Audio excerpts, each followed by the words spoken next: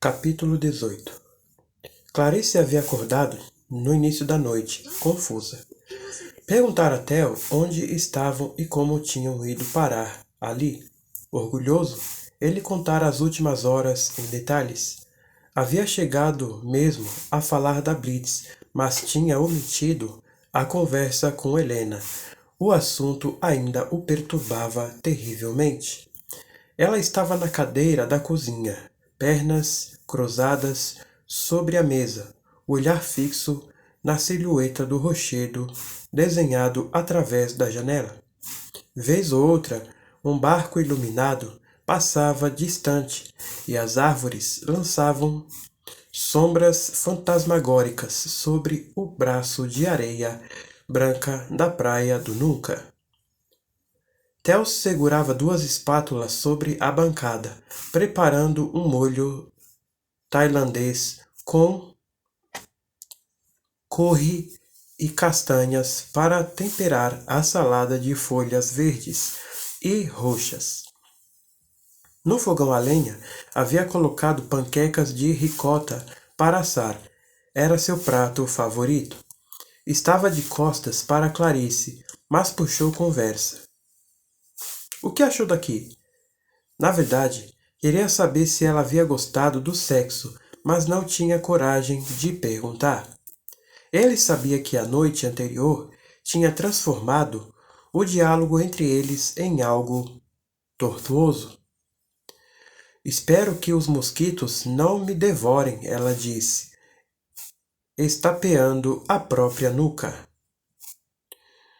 De resto, prefiro a poluição e o barulho infernal do trânsito.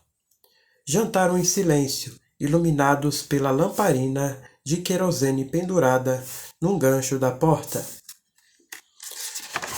Clarice repetiu as panquecas, mas não deixou de demonstrar insatisfação por ter de comer com colher. Logo ao chegar, Theo havia escondido as facas debaixo de um sofá velho.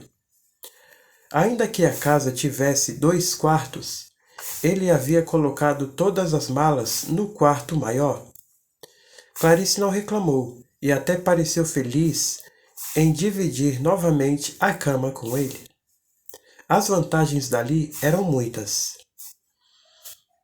Podiam ficar à vontade, ela quase não precisava ser algemada, nem vestir a mordaça no banho, que era de água fria ou congelante, como ela fez questão de destacar num agudo histérico. Pouco a pouco, Clarice reconquistava uma parcela de liberdade. Jamais voltaria a ser aquela menina esvoaçante que ele havia conhecido no churrasco.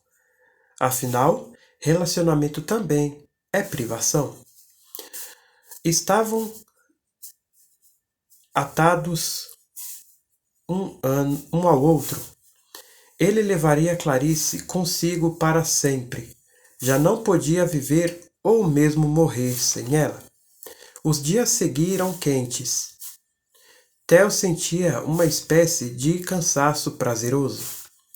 Ele e Clarice caminhavam cerca de 4 quilômetros pela manhã após comerem biscoitos.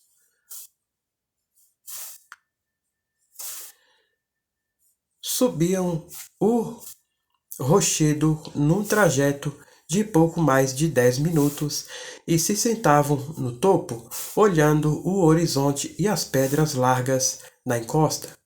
Ao longe, conseguiam ver uma extensão plana de terra que quase desaparecia em meio à névoa.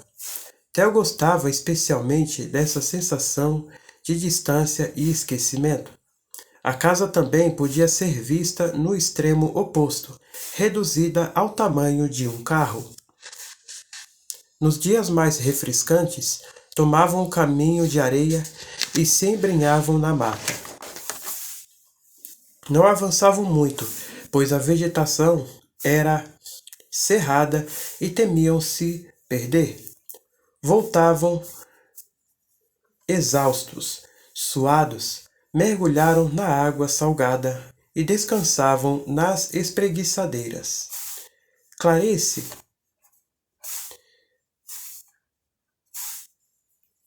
estava no mar de tempos em tempos, nua, o que lhe parecia um convite a novas investidas. Ele se controlava, pois sabia que a expectativa era mais prazerosa do que a conquista. Almoçavam legumes cozidos, arroz e feijão. Quando Clarice pedia carne, Theo pescava com dificuldade no início. Fritava o peixe com ervas, deixando que um cheiro forte e saboroso dominasse a casa. O cheiro o remetia à infância. Patrícia costumava dizer que o filho tinha talento para gastronomia. Era verdade. Clarice comia satisfeita e, com frequência, dizia nunca ter provado nada melhor. Só falta uma cerveja gelada, ela brincava, engarfando gulosamente a comida. Clarice sentia falta do álcool. Era possível que também sentisse falta da vida libertina, mas havia parado de falar dos cigarros. Parecia ter se esquecido deles, finalmente. A inspiração para escrever havia voltado, de modo que ela ficou indignada com a falta de energia elétrica na casa. Como vou escrever no notebook? Aproveite para tirar uma folga. Você escreve quando voltarmos. Ela não parecera satisfeita, mas tampouco estava ansiosa para ir embora. Em nenhum momento perguntou quanto tempo ficariam ali. Theo percebia um esforço dela em ser simplesmente agradável, sem ser desbocada, nem sedutora, nem misteriosa. Todas as táticas que ela já havia usado antes. Raras vezes, Clarice o ofendia. Quando o fazia, apelava para pequenas coisas, troçando sutilmente de sua inteligência e racionalidade. Theo se limitava a sorrir.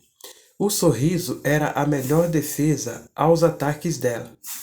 Clarice insistia. Você devia ser menos sério. Ele retrucava. Você devia ser menos sincera. A sedução vacilante, as conversas superficiais, os ataques de fúria seguidos de pedidos de desculpas. Theo havia se acostumado a tudo aquilo. Em certo momento, havia se perguntado se continuava a amá-la. Talvez ele estivesse certa.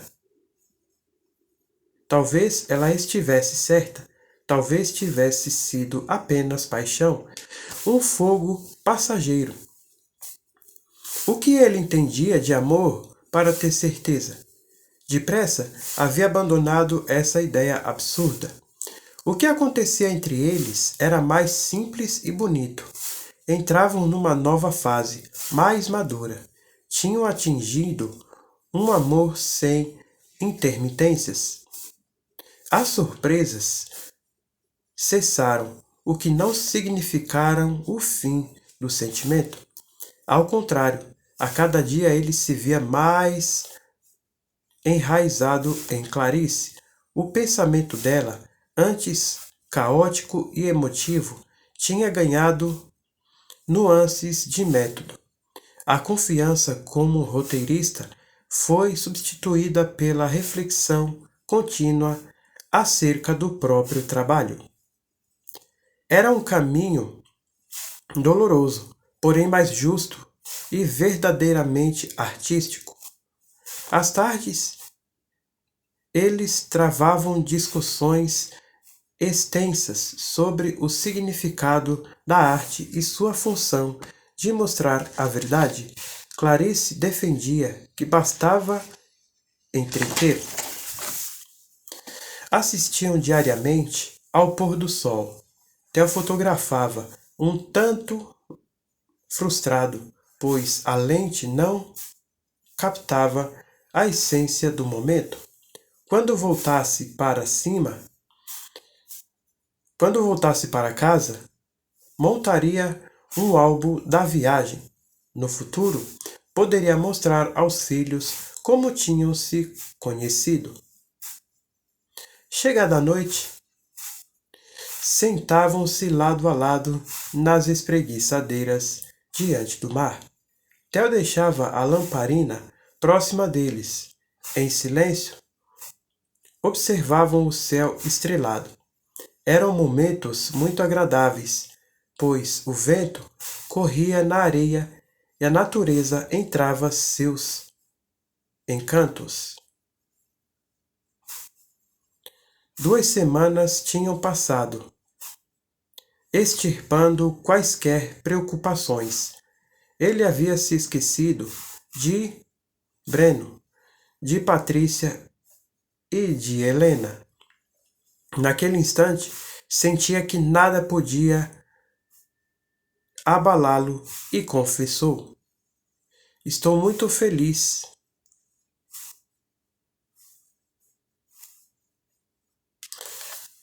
Ela estava com a cabeça no encosto, o rosto voltado para cima, olhos fechados. Continuou imóvel, as mãos caídas de um jeito relaxado. Breno está morto, ela disse. Minutos depois, abriu os olhos encarando Theo. O quê? Sinto que o Breno está morto. Em poucas palavras, Clarice inundava de terror e vergonha. Ele teve vontade de socá-la. Chegou a levantar o braço, mas o recolheu logo depois. Morto em meu coração, quero dizer, agora estou livre para gostar de você. Clarice se levantou, deu um beijo na boca dele e caminhou graciosamente na direção da casa. Theo passou a quinta-feira muito quieto. Queria descobrir quanto Clarice sabia. Ao mesmo tempo, tinha medo de aceitar a hipótese de que ela realmente soubesse alguma coisa. Tentava relembrar as horas seguintes à morte de Breno, mas a tensão havia deixado as imagens pouco nítidas. Agora não conseguia afirmar com absoluta certeza que Clarice dormia enquanto ele desmembrava o corpo de Breno e guardava as partes nos sacos plásticos. As possibilidades daquele instante levavam a outras mais perturbadoras. Estava conseguindo conquistá-la? Ou semeava silenciosamente um ódio profundo em seu peito? Clarice saiu do banho, disposta a puxar conversa com ele. Havia acordado interessada em falar de temas polêmicos. Perguntou o que ele achava da pena de morte e do aborto. Ele se manteve calado, de modo que ela perguntou novamente e ele foi obrigado a dizer alguma coisa. Não penso muito nisso, mas você tem alguma opinião, Theo? Sou contra a pena de morte. Ela sorriu. Eu também. E o aborto? Não sei. São questões difíceis. Ele não se sentia à vontade para opinar em assuntos sobre os quais poucos entendia. Achava incômodo que as ciências humanas fossem discutidas de pouco leigo entre pessoas que se julgavam no direito de ter uma opinião sem qualquer embasamento. Em casa, ele havia flagrado algumas conversas entre Patrícia e Marli, debatendo qual deveria ser a pena de um político corrupto. A forca Marli disse: o que deveria ter feito com a mãe que aborta o filho? É uma criatura de Deus, Patrícia defendera. Casamento, gás?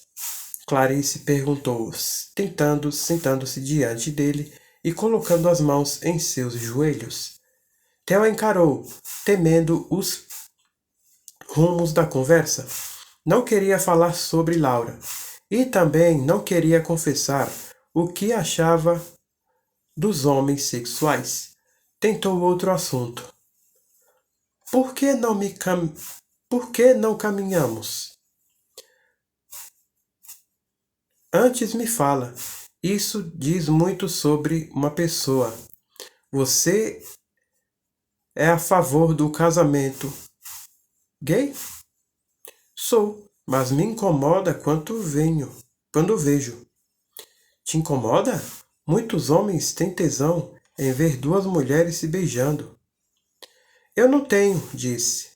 Você já beijou mulheres? Teve vontade de perguntar. Me parece um tanto enrustido da sua parte. Ela provocou. Theo apenas sorriu, pois sabia que acabariam brigando se respondesse. Levantou-se para buscar a câmera fotográfica e vestir uma bermuda para a caminhada. O dia estava bonito e fresco. Durante todo o trajeto, Clarice não voltou ao assunto, nem iniciou nenhum outro. Chutava uma garrafa vazia pela areia e assoviava uma canção sem fim. Quando chegavam à lareira, ele pediu que ela ficasse nua. Quero tirar fotos, disse, ao notar a surpresa dela. Será parte secreta do nosso álbum. Clarice não ofereceu resistência. Terminou a blusa laranja pelo pescoço. Desceu o short jeans e a calcinha rendada. Descalçou os tênis, fugindo das formigas de um jeito deliciosamente feminino. É para fazer pose? Haja naturalmente. Clarice parecia mais saudável agora. Logo nos primeiros dias, a pele branca ficara bronzeada. Os cabelos, antes lisos, tinham adquirido um cacheado natural que caía até a cintura. Entre sorrisos, ela oferecia as bochechas rosadas.